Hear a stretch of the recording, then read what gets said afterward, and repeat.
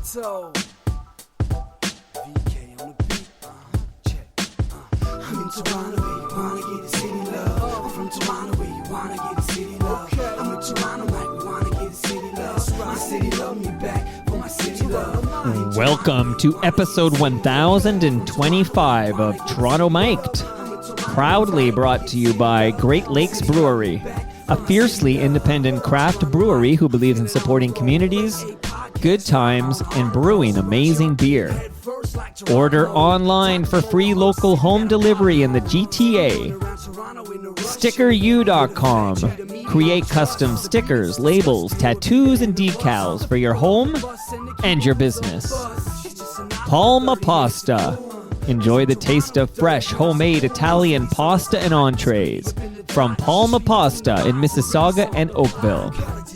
Ridley Funeral Home. Pillars of the community since 1921. Canna Cabana. The lowest prices on cannabis. Guaranteed. Over 100 stores across the country. Learn more at cannacabana.com. And Ryobi. Join the cordless revolution with Ryobi's 18-volt ONE Plus system. There are 260 tools in the system, and it's available at Home Depot. Joining me this week, the leader of the Green Party of Ontario, Mike Schreiner. Guelph Mike, welcome to Toronto Mic'd. Hey, Toronto Mike. It's a pleasure to be joining you. Where do we find you today? Are you in Guelph or are you in Toronto? Whereabouts are you today? Yeah, I'm in my office at Queen's Park today. So it's going to be a long day in the house. We have a night sitting, so I'll be here late tonight. Well, it's windy out there. I just got in from a bike ride and I almost blew off my bike. Like, it's incredibly windy out there right now. So if you're going for a stroll, just be careful. Don't carry one of those umbrellas. You'll end up like Mary Poppins, I think. Yeah, well, thanks for the warning, because when I have long days at Queen's Park like this, I like to go for a nice long walk. So I will go out being prepared for the wind. Now, let me just address the FOTMs before we get into it. I'm looking forward to getting to know you better, Mike. But FOTMs, no, for many, many years, I had like a no active politician rule on this podcast. And last summer, Stephen Del Duca dropped by and I decided, hey, you know, this is my rule. I'm going to change it. And on that episode, you know, when Stephen earned his FOTM stripes, I said that I would happily speak with Doug, Andrea, or Mike. And here we are. So thanks for making some time for me today. Yeah, my pleasure. And I'll try not to be too political. How's that?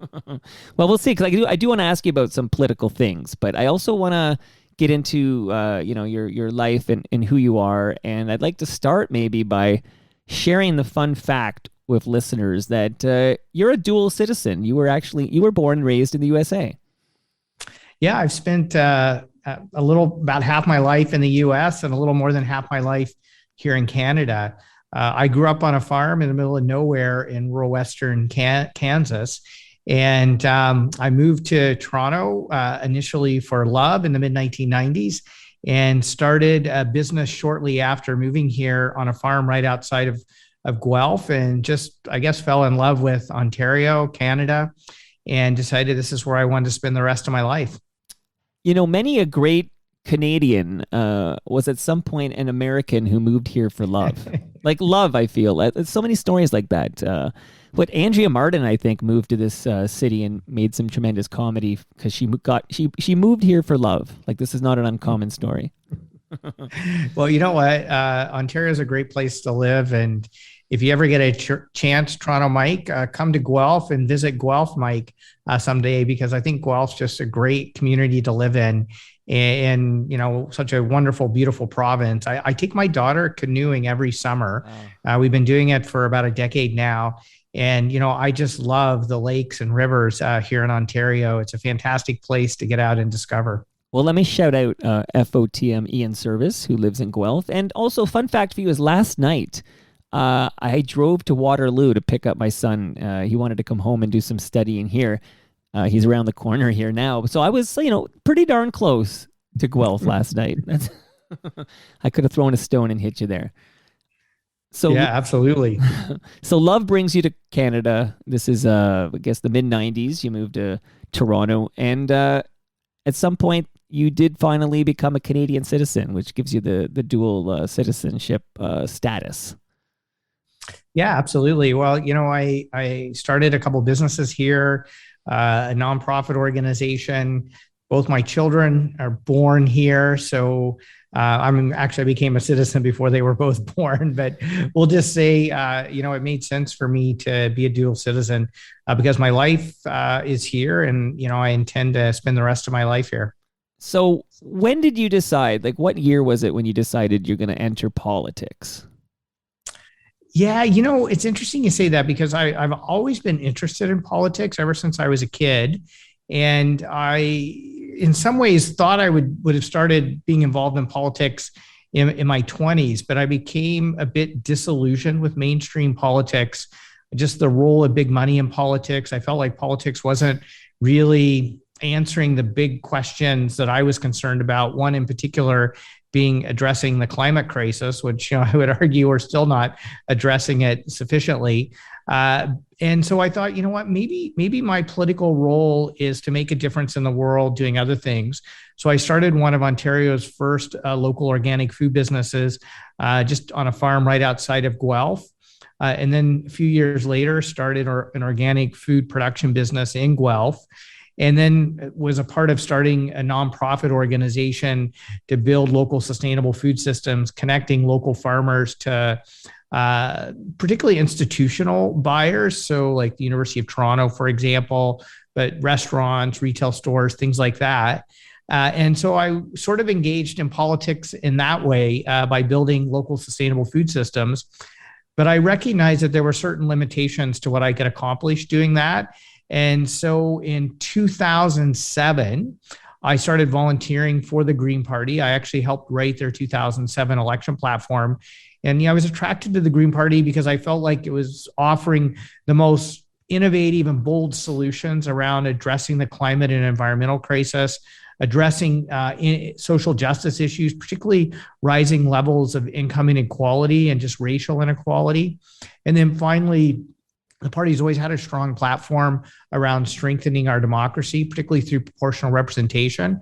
And so I felt like the Greens were the party that reflected my values. And so that's why I started volunteering for the Green Party. And certainly it's not the easy road to getting elected, I'll tell you that, but it's certainly been the right road for me. In fact, aren't you the first Ontario Green Party member to be elected as MPP? That's right. Yeah, I'm the first Green MPP in Ontario history and the first member elected from a fourth party in the Ontario legislature since the mid-1940s. I'm proud to say that we now have, Mike from Guelph as the first Green MPP from Ontario. And now in the last federal election, we have Mike from Kitchener as the first Green member of Parliament from Ontario. So we now have two elected Greens in Ontario, one at the provincial and one at the federal level. Now, I have a question, actually. This is interesting, I think, because you mentioned some of the work you were doing before you entered politics. And it sounds like you were, a green economy hero. Okay. I don't even know if you know where I'm going with this yet, but I produce a podcast for Diane Sachs. It's called Green Economy. Yeah, so you don't even know we're connected this way, and this is not how you got on the show, I should point out for listeners. But I've been doing this for a couple of years now. I produce a podcast for Diane Sachs called Green Economy Heroes, and Diane interviews exactly that, green economy heroes, people who are making a living with a business that is green, friendly to the environment in several ways. And Diane is amazing, like the way she conducts these interviews, because she's so tough. Like, I've had people I thought would be great fits, and they do the pre-interview with Diane, and they don't get to the recording stage because Diane is so tough, and she's got to have some measurable ROI. It can't just be a loss leader business that's good for the like, this has to be generating revenue from a business that's good for Mother Earth. And I just wanted to shout out Green Economy Heroes because it sounds like if we had this podcast before you entered politics, you could have passed the test and been on this podcast with Diane Sachs. Well, I mean, first of all, I love Diane Sachs. Like I mean, obviously she's now the deputy leader of the Ontario Green Party, but my relationship with Diane goes far beyond her involvement in the Ontario Green Party. Deeply admire her work as both one of the top environmental lawyers in the world, but also as a former environment commissioner of Ontario. And I'm hoping I would make the cut for her podcast. I'll tell you, my organic food business, we were in business for about 25 years. I wasn't the only person running the business during that whole time. I pretty much extricated myself for the most part from the business about 15 years in or so. But my business partner carried it on for many years, and we sold it just a few years ago. And I can tell you, I didn't get rich running the business, but you don't stay in business for 25 years if you're not doing something right. Right. And it's not always about getting rich. It's about if you can provide for your family and have a comfortable living, and there's a benefit to our planet, then that's a win. Like, it's not always about becoming rich. Oh, absolutely. And it really wasn't why I started the business, to be honest with you. I started it because I wanted to make our planet a better place. I wanted to make healthy, local, organic food more accessible to people. I wanted to address just the economic vitality and vibrancy of family farms to ensure that, we have profitable, sustainable farms. And, if I could make a living and feed my own family with good, healthy, local food, I've considered it a success. And Diane didn't even know this, but actually Diane was a customer of my business for many years. She told me why. She's like, oh yeah, I still get this thing called a Wow Box. I've been getting it forever. And I'm like, oh yeah, I'm the guy who invented the Wow Box. So, terrible. So we have a connection that goes back a long ways, and neither one of us knew we had that connection. Amazing. And you only moved here in the mid 90s, so you're forgiven for not knowing this, but Diane's father, Morty Shulman, was a big deal in this neck of the woods. Like, not only a media star on City TV, but in terms of not a politician and and a public servant as well. Like, so Morty Shulman no longer with us, but somebody I love to chat with Diane about. That's for sure. Yeah, no, absolutely. And, I've had an opportunity to follow a bit of his career as an MPP. And I know Diane certainly follows in his footsteps in that regard. And, I don't want to do too much politicking. I know that's not the purpose of this podcast, but oh my goodness, what an amazing voice she would be at Queen's Park. Oh, so let's not bury the lead here, because she'd be upset with me if I didn't mention she's running in this next provincial election. So Diane Sachs is running to be an MPP. So before we leave the Diane Sachs segment of this chat here, you mentioned she was the Environmental Commissioner of Ontario. Doug Ford eliminated that role in 2019. Is it fair to say that if you became premier of this province, would you bring back that role?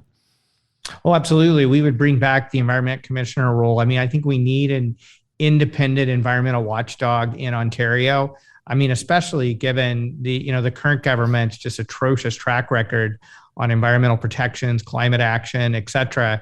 And, essentially silencing Diane's voice, or just the voice of the commissioner, period, I think has been bad for Ontario. And I think it would be, the ultimate irony to sit back that environment commissioner that Doug Ford fired to have Diane be the MPP. She's running in University Rosedale.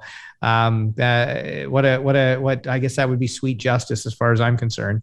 Revenge is a dish best served cold, I think is what we say here. So, okay, so you enter politics, you mentioned, and then you're with the Green Party of Ontario, but you become leader in 2009. And, since you became leader in 2009, and 2018, you were elected, right, as a member of the Legislative Assembly of Ontario. But the Green Party of Ontario has undergone some tremendous growth in terms of like membership, right? And in public recognition. I mean, here you are in Toronto, Mike. I'm not even 100% certain as I speak to you right now who the previous leader was of the Green Party of Ontario. That's the truth there. So Well, Frank DeYoung was the leader for 16 years prior to me and did a fantastic job. And so I certainly want to give him credit for helping, get the party started and build the party. And I certainly wouldn't be where I am today if it wasn't for people like Frank. But when I took over as leader of the party, I really saw it as sort of an entrepreneurial endeavor. So as I said, I helped start a couple of businesses, and I've helped start in a very active way one nonprofit organization, and I've also been a part of the board of a number of other sort of startup nonprofits as well. And so, you could say I'm a bit of a serial entrepreneur in that regard. And so I would say taking on leader of the Green Party, I really approached it as an entrepreneur and how we could build this party, build a grassroots movement, to build the kind of Ontario we want, an Ontario that really leaves a livable future for ourselves and my two daughters and, the next 7 generations. And so I really approached it from that perspective. And so, I always knew that, having a principled vision, rooted in green values, communicated in a clear, inspiring way and in a way that engages and mobilizes people, I call it people power, would build the capacity we need to grow the party. And that's exactly what we've done. And so, 10 years later, 9 years after becoming leader, we elected our first Green MPP. And, I was proud and honored to be that person. Took a lot of hard work to get there. And since I've been elected, we've just really taken the party to another level. I think having a presence in the legislatures made a huge difference. And, we've had record fundraising years every year over the last 4 years, year on year. We have more volunteers than we've ever had. We have an amazing slate of candidates, obviously highlighted by, somebody like Diane Sachs, but Matt Richtrup and Perry Salmuskoka, and a number of other strong candidates across the province. And we have the biggest staff we've ever had. And so I think, taking that entrepreneurial approach to really provide a service for our community, our province, and to deliver a clear message that people could really rally behind. And, obviously the donations help as well in building that capacity. I think we're well positioned going into the next provincial election, and I'm really excited about it. So when I was preparing my notes, because there's some things that mean a lot to me personally I want to ask you about. And but then I also did go to the official site. So I went to your, where you control the messaging. And then there's this line. So I just need you to explain this to me, because I just copied and pasted from your site. It says, this is regarding you, Mike, he passed Ontario's first ever green law, which protects electric vehicle drivers while introducing other bills to conserve drinking water, get big money out of politics, and remove routine sick notes. So can you, what is the first ever green law that you passed? Can you just give me a little detail there? Yeah, so I passed legislation, and I did it as a co-sponsored private members bill with a member of the Conservative caucus, which shows you my ability to work across party lines. I mean, at the time we passed that bill, I was being highly critical of the government's dismantling of climate action plans, ripping up renewable energy contracts, pulling out electric charging stations out of parking lots. I mean, they were doing so many things that I thought was so against the green agenda. But when I had an opportunity to make life better for electric vehicle drivers, I was willing to work across party lines to make that happen. And so now, if you park in an electric charging space and you're not charging your car, it's illegal and you're subject to a fine. And can I tell you, do I have time to tell a quick story about this? Well, I have all the time in the world, Mike. Okay. It's up to you. So I drive an electric vehicle myself, and I travel obviously between Guelph and Toronto a fair amount. And I'm on my way home to Guelph after passing the bill. And there's a spot I stop in and charge oftentimes. And it's free charging, actually, which is kind of nice in this particular spot, though I certainly don't mind paying to charge because it's not that expensive. But I took the last charging space, and a gentleman pulled in right behind me. And there was a non-electric vehicle parked in the parking space right next to mine, blocking the charger. And so the gentleman was quite upset. If this is a family podcast, I'm not going to use some of the language he used. And he ended up, I could hear him calling mall security and screaming at them to tow this vehicle. And he was really agitated. And I went over and just calmly said, "Sir, don't worry. I'll take care of this for you." And he looked at me like, "What are you talking about? Like, what are you going to do? I got mall security coming. We're going to get this car the heck out of here." And I said, "Sir, don't worry. I've just passed legislation that makes that illegal. And this isn't going to happen in the future." Right. And he like looked at me. He's like, "Who the heck are you? And what are you talking about?" And I'm like, "Well, I'm the MPP for Guelph and the leader of the Ontario Green Party. And I just passed a bill that makes this illegal. So you don't have to worry about this in the future." And he looked at me and he's like, "I don't really know who you are, but if you pass that bill, you've got my vote." So you just never know how you can make a difference in people's lives. And see the things you can do when you're at Queen's Park as a member of provincial parliament versus, not having that seat. Like it's a game changer, right? This is huge. Oh, absolutely. Absolutely. And I'm also proud to say I was part of passing the first bill in the history of Ontario that was co-sponsored by all four political parties here.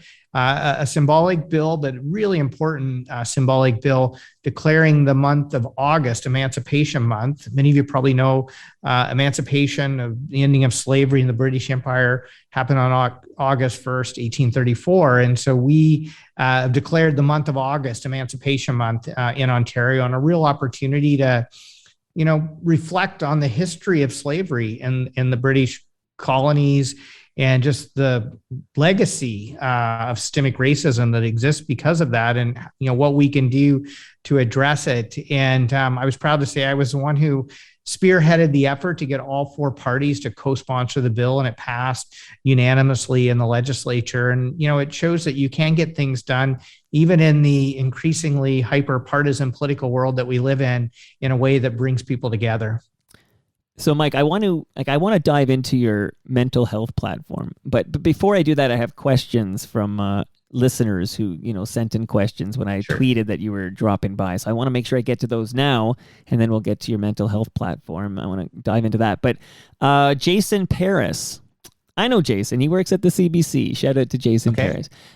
Get him to reiterate that the party will end separate school funding. Full stop.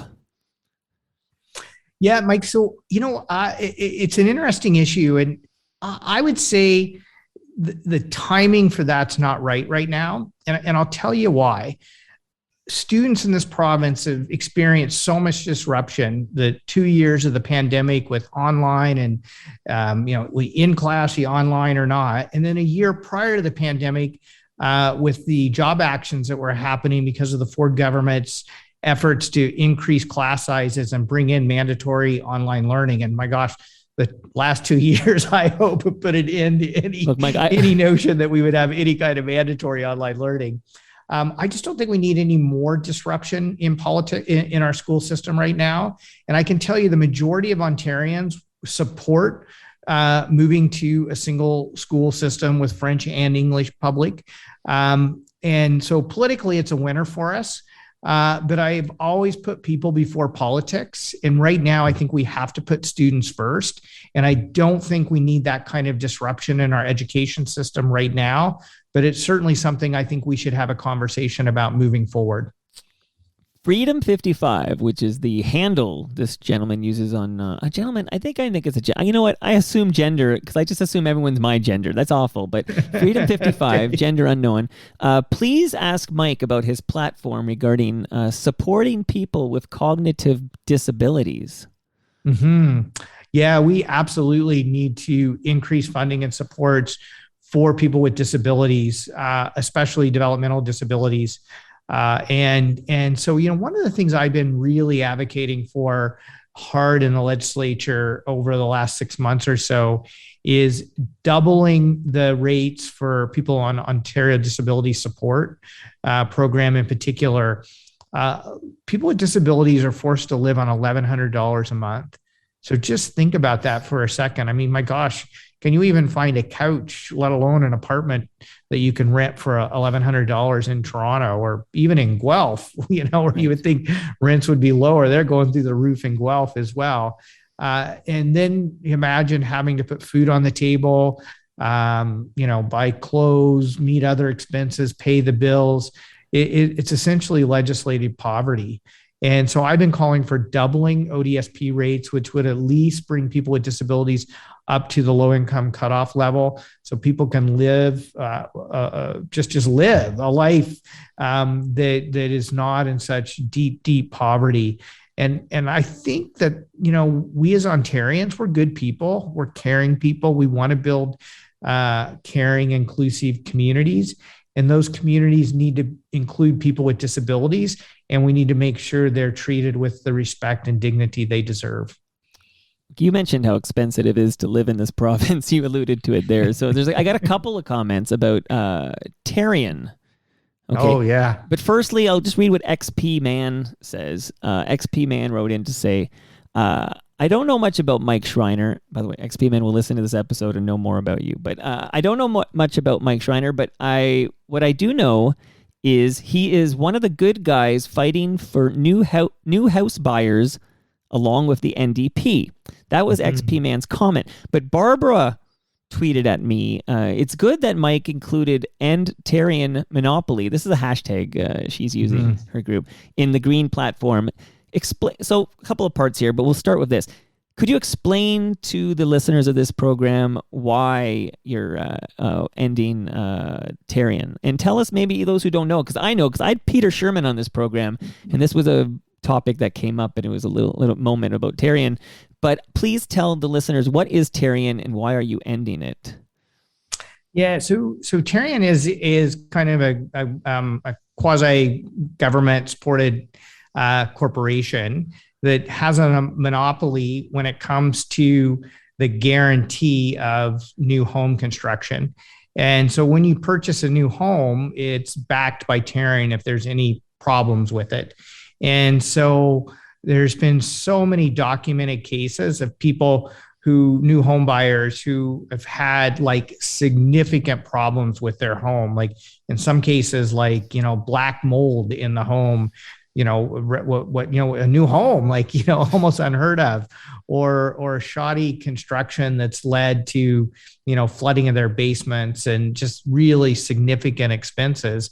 And the Tarion is supposed to provide the warranty, so those homeowners are like reimbursed and covered for it. So it's like if you bought a product and you need to, return it and get your money back or have it fixed and replaced.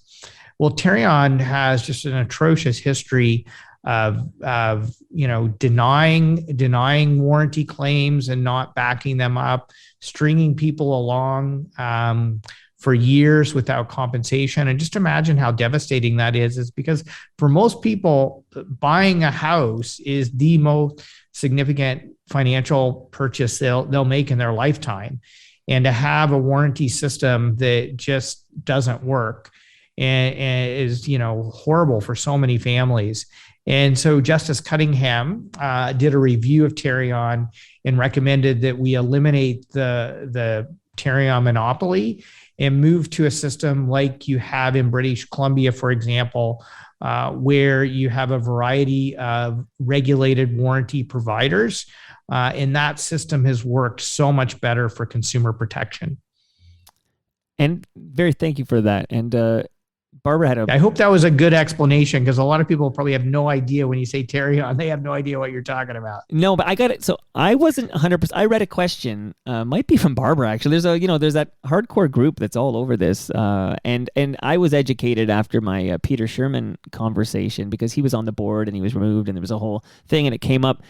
Anyway, that's when I suddenly was educated, and I realized, wow, like I think the average Ontarian does not know what Tarion is, I would argue. Yeah, but just imagine. So, just think of how much a new house costs. I mean, geez, you're talking almost $1 million in today's unaffordable housing market. At least, and yeah. So you stretch yourself so far to be able to afford that home, and then have it not built properly and have the government monopoly warranty system not back the house up and support you as a consumer, just how devastating that is for people. And you can understand why there's so many angry folks out there who've gone through that experience. Absolutely. But here's a good part too. I find this an interesting question. So this is regarding the name of your party, and it was named before you got there. So I'll read it actually, and then I'll throw my 2 cents in there. But the name Green Party seems to some voters limiting. Tell us how Greens would govern differently in economy, housing, or healthcare. And that's the end of that question, which I'm hoping you'll address. But I do totally get this because it really feels like the Green Party just on the surface, and I've been educated lately to learn much more than that. It really feels like for climate change, this is your party, but there's all these other things. And, Barbara mentioned economy, housing, and healthcare as a few that are not, related to, to the climate crisis. What say you about this name? Do you think it turns off some voters because they feel it's I don't want to call it a one-trick pony, but it's primarily focused on climate crisis? Yeah, I've had moments where I've thought, well, maybe that's the case, but the bottom line is there's a green movement around the world, and there are green parties in most countries around the world. And so the Ontario Greens were part of, an international green movement that shares values and have put forward values-based parties. And, we've seen Greens in government in a number of countries, Germany probably being the one most pronounced. And, I think it's important for us to have a party in Canada and in Ontario and in all the provinces across the country that reflects the values of the international green movement. And it certainly hasn't been a deterrent for electing Greens across the country. I mean, my gosh, the PEI Greens are the official opposition in a minority government. Wow. The New Brunswick Greens have a caucus in a minority government. The BC Greens for a while held the balance of power in a minority government in British Columbia. And then obviously, we have our first Green seat here in Ontario. And I think what separates the Greens from other parties, and one of the reasons I think you've seen a growth, in many respects, an unexpected growth in Greens getting elected across the country, is our commitment to doing politics differently. And I know earlier in our conversation, I talked about my ability to work across party lines to get things done, to put people first. Right. And that's something that Greens across the country and around the world have shown an ability to do. And I think that is critically important in a world where you're starting to see, a rise in toxic partisan politics. I mean, you really see it in the US, but you're seeing it more and more in Canada as well.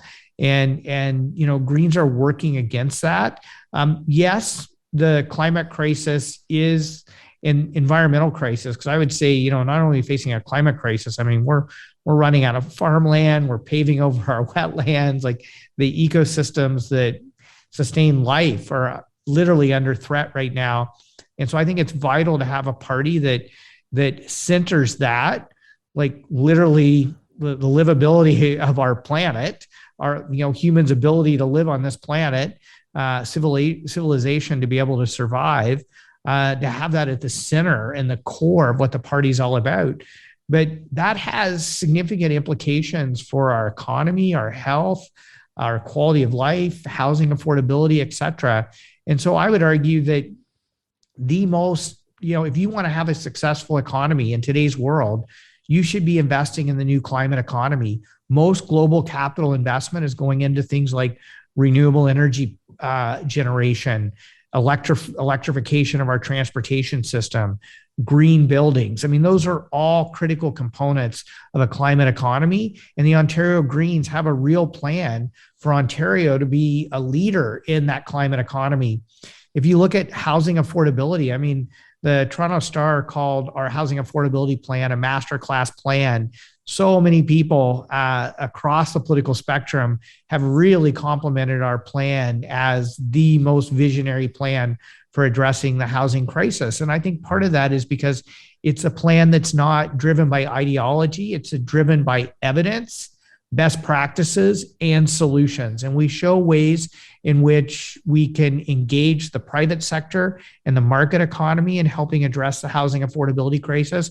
but also the vital role of the public sector in government funding support for things like co-ops and nonprofit housing and social housing in addressing the housing crisis as well. And, some parties here at Queen's Park feel like the market solves everything, and others feel the public sector solves everything. And we're a party that's really about, what does the evidence tell us? What do the best practices tell us? And I think people really appreciate that approach to policymaking and that approach to politics, because it's not driven by partisanship. It's not driven by ego. It's not driven by the drive for power. It's about what's good for people. How do we improve lives? What's the evidence and best practices telling us is the best solution to addressing this particular challenge? You mentioned earlier there that you have this ability to speak to all parties and cross the aisle, as they say. And I'm wondering, what is your relationship like with Doug Ford? Well, I dreamed I saw the knights in armor coming, saying something about a queen. There were peasants singing and drummers drumming, and the archers split the tree. There was a fanfare blowing to the sun that was floating on the breeze. Look at Mother Nature on the run in the 1970s. Look at Mother Nature on the run in the 1970s. I was lying in a We'll get back to my conversation with Guelph Mike in just a moment. I want to thank Great Lakes Brewery, brewed right here in southern Etobicoke. You can find Great Lakes in LCBOs across this fine province. Palma Pasta, they're in Oakville and Mississauga. Go to palmapasta.com. The best lasagna this side of Italy, I guarantee. Speaking of guarantees, Canna Cabana will not be undersold on cannabis or cannabis accessories. Find one near you. My boy was telling me the Waterloo location is awfully popular with the Laurier and University of Waterloo crowd. And if you want to find out why, go to cannacabana.com. Check one out. StickerU.com. They're here in Liberty Village, but you can access StickerU.com anywhere you have an internet connection. Get your stickers and decals and everything you need. Green Party of Ontario. Ridley Funeral Home. Pillars of this community since 1921. Brad Jones has his own podcast I'm proud to produce. It's called Life's Undertaking. I strongly recommend it. And last but not least, Ryobi. The Ryobi 18-volt 1 plus high-capacity lithium plus battery provides 4 times more runtime, 4 times longer-lasting charge, and 20% lighter weight than NiCad batteries. Pick it up at Home Depot. All 260 tools work with the same battery and charger. My wife loves it. Now back to my conversation with Mike Schreiner. All in a dream, all in a dream. The loading had begun.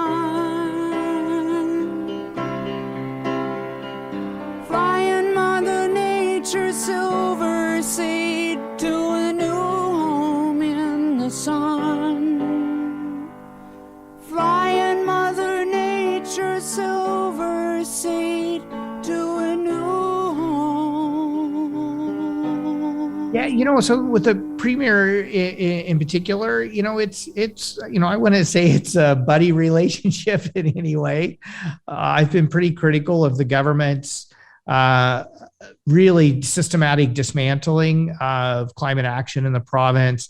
I could go on for probably 5 minutes outlining all the environmental protections this government has dismantled. Well, the first sign was when they realized that Diane Sachs was, documenting and letting them know all of this, and then they said, okay, that position's gone because we don't want to hear this. That was your first sign that yeah, exactly. It's like, okay, we're going to do all these horrible things, and then when the independent officer of the legislature who's going to document all of this, when they realize that person might let the public know about it, they fired the person and eliminated the position. So absolutely. So that's been tough.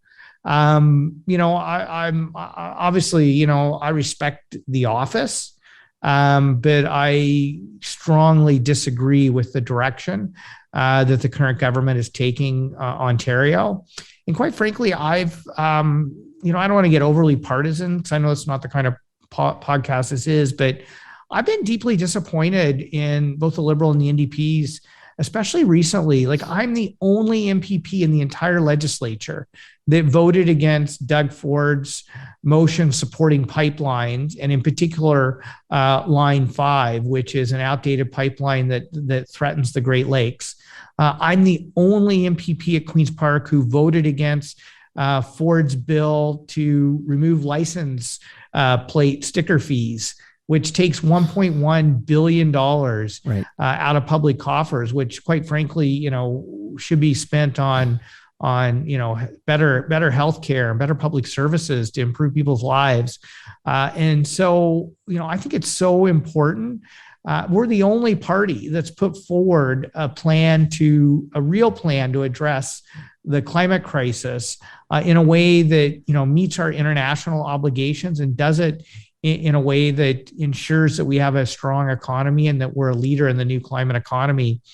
And so I think it's just so vital to have a party like the Green Party who can stand up on principle, has the courage to be the only vote in the legislature. And by gosh, I'm hoping, Diane Sachs and Matt Richter and a few others will be voting with me, in a few months.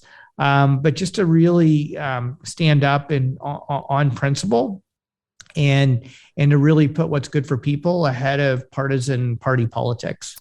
I just caught a glimpse of the clock, so I'm going to burn here because I got some more I want to cover here quick. But this is me now. I submitted this question to my own show, but okay. So this is about Highway 413.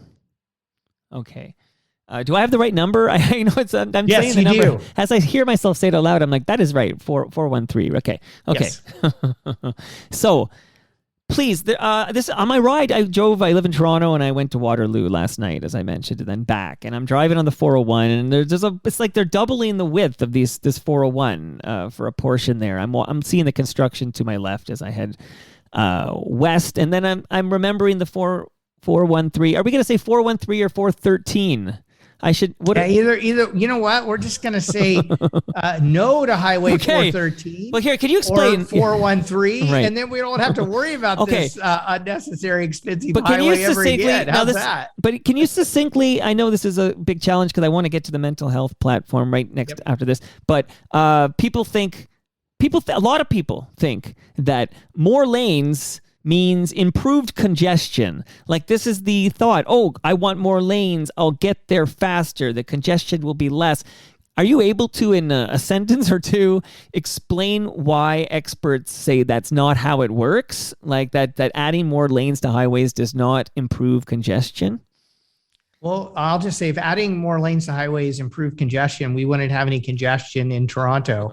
But obviously it doesn't work. There's something called induced demand. We've had 75 years of history to show us that when you build more highways, when you widen existing highways, it just encourages more people to drive and it supercharges sprawl development, which is why more people need to drive. Right. And quite frankly, the Ford government right now is saying that's how we can address the housing affordability crisis. Well, essentially the premier is then saying is the only way you can find an affordable home is to have to commute hours to get to work in order to find that home. Right. There is a better way forward. Let's build connected, livable, affordable communities instead. Now, I want to speak about this. And the reason I want to speak about this is because I mentioned I was on your website. So gpo.ca Do I have the right address? Yeah, gpo.ca. And then you can actually go to gpo.ca/mental health and read more about the mental health platform. One item, and I'm going to let you speak to this. You don't have all the time in the world, but that's your own deadline, not mine, Mike. So it's up to you. But I want to speak because forever I've been arguing we need to decriminalize drug use. Yeah. Like, I mean, they were going to have a safe, something was going on in my neighborhood, actually, like safe injection site. And I'm like, we need more of these. We need to decriminalize drug use. We need to like shift this from like, you're arrested to you need better health care. But you speak to this, maybe run down what you would do to improve healthcare, mental health care in Ontario. Yeah, well, first, Mike, I just want to say I'm proud that the Ontario Greens were the first political party in Ontario history to put forward a standalone mental health strategy. And one of the cornerstones of that strategy is expanding mental health services to be included under OHIP, or more of them to be included under OHIP, with the basic premise that mental health is health, and we should fund it as part of our healthcare system. Am I allowed to interrupt? I know you're on a roll here, and we'll get right back to that. But quickly, because you just said that, and I know I'm going to run out of time here in a minute. Dental care, and what do you call it when you need your eye care? What's that called? Eye care? Can I call it eye care? Why not? Sure. I'm just a commenter here. I never understood why this wasn't in OHIP. Like I don't understand why we don't offer universal dental care and pharmacare. Yeah, I completely agree with you. Like that's why I'm excited that it looks like this new agreement at the federal level between the Liberals and the NDP hopefully is going to actually bring in universal dental care. Nice. Because I've never been able to understand why dental care, eye care, pharmacare isn't included as part of our publicly funded healthcare system. Likewise, I don't understand why mental health care is not included under OHIP as well. And so we've outlined an investment strategy and we've shown how to fund it. By the way, reversing Doug Ford's plan to cancel those license plate fees, that would be enough to fund our mental health or most of our mental health program. Wow. And when it comes to addictions, let's start treating addictions not as a criminal justice issue, but as a healthcare issue. It's the right thing to do. It's the decent thing to do. And quite frankly, if you look at other jurisdictions, particularly Portugal, it's the most effective way to address the drug poisoning crisis that we're facing in our province right now. We're losing far too many people who are dying because of drug poisoning and opioid overdoses. And one of the barriers for people calling for help is they're afraid of criminal prosecution. And so let's treat this as a public health issue. Let's get people the healthcare services they need. One of the biggest ones is housing. And so our housing strategy is connected to our mental health strategy with a commitment to building 60,000 permanent supportive housing spaces with wraparound mental health, addictions, and other supports so we can stabilize people's lives. And when you stabilize their lives, it saves so much money when it comes to policing costs, healthcare costs, social service costs, et cetera. And another component of this approach is we're calling for a 3-digit crisis line where somebody who's facing mental health crisis or an addiction crisis can call a mental health line, not a police line. So mental health care providers will respond instead of police responding.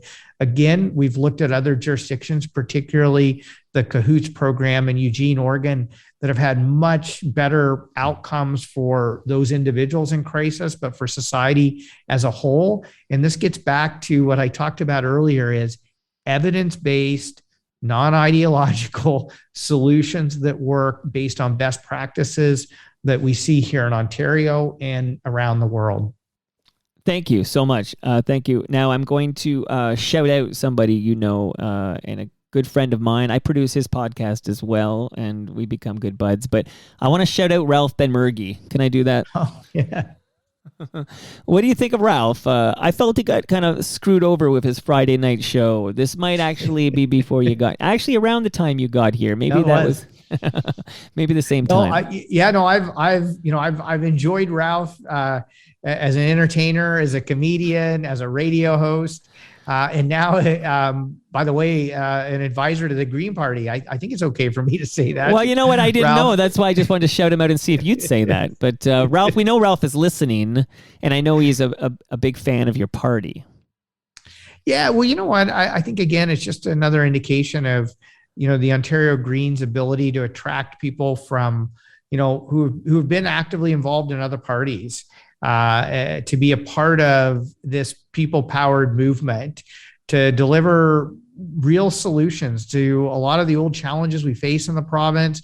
I've really been saying to people, like, let's imagine the Ontario we want. Right. And then let's build through the Green Party, let's build the kind of leadership we need to deliver that kind of Ontario. And we're attracting, so many talented, committed, passionate people to be a part of that movement. And Ralph is certainly one of them. Now, I shouted out Diane Sachs's podcast, which is called Green Economy Heroes. And I want to shout out Ralph Ben-Murgie's fine podcast, Not That Kind of Rabbi. It's very good. And it is good. So I don't know, Toronto Mike, like, do you have anybody else that I'm connected to whose podcast you're Well, producing? if you had another hour, we'd find out. But here, I'll wrap with this. Ralph, of course, recently could be heard on Jazz FM. He's a huge fan of jazz. What's your go-to genre of music? Like, I would love to imagine when Mike is listening to some jams, what's he listening to? Yeah, folk music is my favorite. I'm a huge Pete Seeger fan. Utah Phillips is another one I listen to a lot. And actually, I saw Pete Seeger. One of his last concerts was in Toronto, and Hughes Room. And so I had the just privilege of being there, because I knew it might be one of the last times I'd ever be able to see Pete Seeger live. Also, being a farm kid from rural Western Kansas, I'm a big fan of outlaw country. And the first concert I ever went to was a Johnny Cash concert. Love it. When I think I was about 5 years old.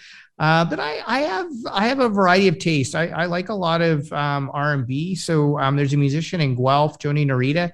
I'm a huge fan of her music. If you want to check it out. And so my kids mostly cringe at my music tastes. But you know what? I'm opening to listening to about anything, actually. How old are your kids? Yeah, so my oldest is 22. My youngest is 17.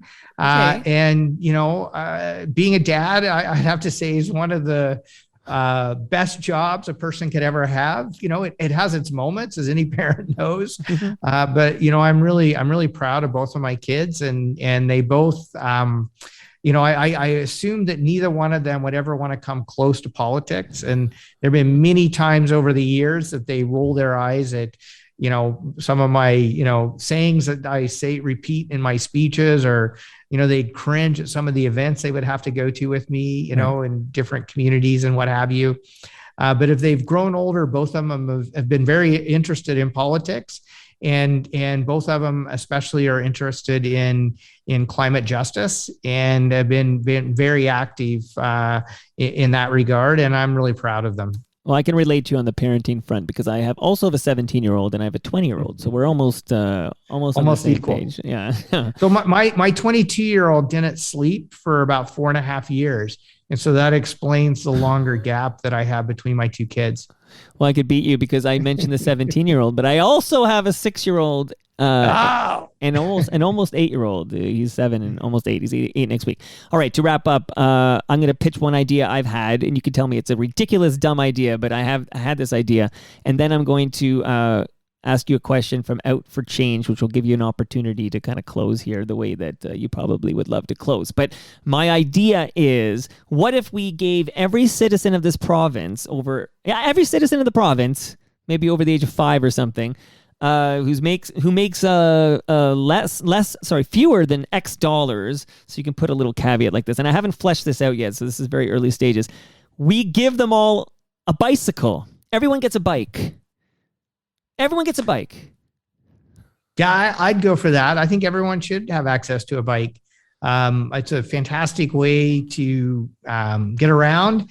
It's great exercise. And as a matter of fact, our climate plan, if you even want to upgrade to an electric bike, which I know is a bit more expensive, we'll provide you with $1,000 rebate on your e-bike. Diane Sachs has an electric bike because her most recent episode was a guy with the e-bikes, and I got to hear the whole story. So, but she's got a hill to climb there. Okay, so thank you for not telling me that was a terrible idea. I just think that it's good for your health. So this helps our healthcare system. It keeps you healthy. It's good for your wallet, so you can go spend that money on other more important things. And of course, it's good for the environment, and it's good for the congestion issues. It's good everywhere. Everybody should ride a bike everywhere. Don Cherry can call me a left-wing pinko. That's okay. I just think everyone should bike everywhere. So the final question for you, Mike, before we say goodbye, because I know we got a hard stop here. It's from Out for Change. And if Out for Change is your burner account, tell me now. I need honesty here. But Out for Change says, No. it's not you. Okay. Ask Mike how a listener can get involved to help increase the success of the Green Party other than making a contribution. Tell us, Mike. Yeah. Well, I would say, we have an election on June 2nd, and we have many of our candidates in place. But one of the best ways that you can help the Green Party is in one of those ridings where we don't have a candidate. Step up and be a candidate. I tell everyone that we need politicians from all walks of life. We need a diverse city of voices here at Queen's Park. And if you're passionate and committed and you care about your community and you want to serve your community, which I would say are the highest qualities that we look for in a green candidate, step up and run.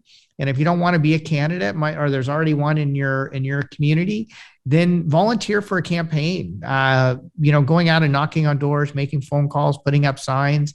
I know at first sounds a little intimidating, but it's actually a heck of a lot of fun to be able to talk about with your neighbors about the things that you care about. Why, what are the issues you're passionate about? Why you would like to see more Greens elected to the provincial legislature?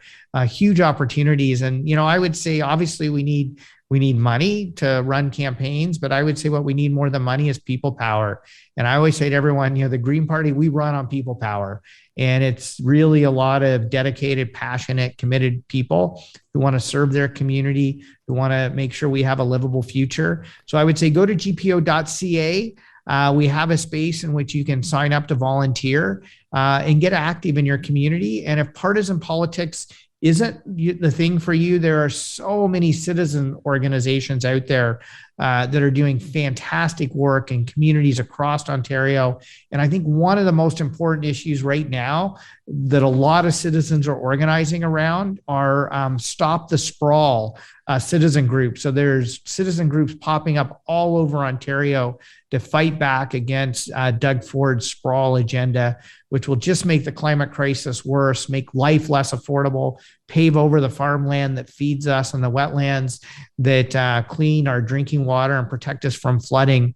So if partisan politics isn't your thing, get involved in one of these citizen groups that are all over Ontario fighting to make our communities better places to live. Mike, you've earned your FOTM stripes. Thanks for doing this, buddy.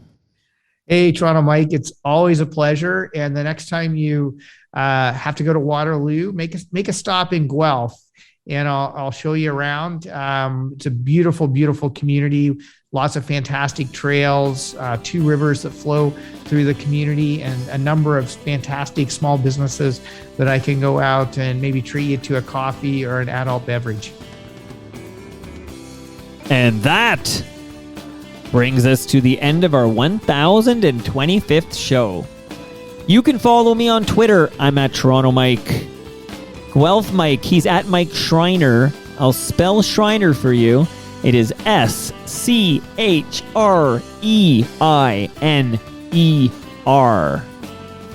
Our friends at Great Lakes Brewery are at Great Lakes Beer.